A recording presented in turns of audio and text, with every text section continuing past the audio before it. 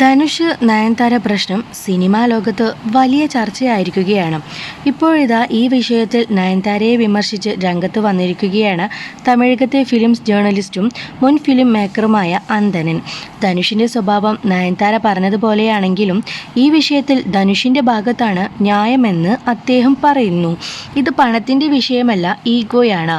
അതുകൊണ്ടാണ് ഇത്ര വലിയ ആരോപണം ഉന്നയിച്ചിരിക്കുന്നത്. കത്തിൽ വിഘ്നേഷിൻ്റെ പങ്കുമുണ്ട്. ഞാനും റൗഡി താൻ പ്രേക്ഷക പ്രീതി നേടിയെങ്കിലും ധനുഷിന് ഈ സിനിമ നഷ്ടമായിരുന്നു. ഈ സിനിമ നടക്കുമ്പോൾ വിഘ്നേഷ് ആരും അറിയുന്ന സംവിധായകനല്ല. 6 കോടി രൂപ ബജറ്റിൽ സിനിമ ചെയ്യാനാണ് ധനുഷ് പറഞ്ഞത്. വിജയ് സേതുപതി ശമ്പളം വാങ്ങാതെയാണ് അഭിനയിച്ചത്.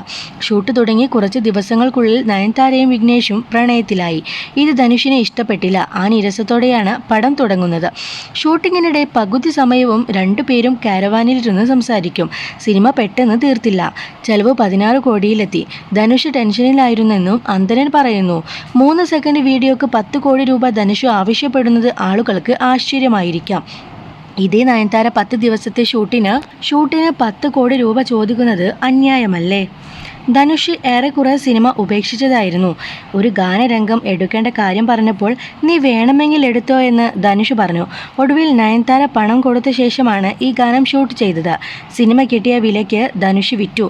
ഇതോടെ 10 കോടി രൂപ നഷ്ടം വന്നു. ആ ദേഷ്യം ധനുഷിനുണ്ടായിരുന്നു, അന്തരൻ പറഞ്ഞു.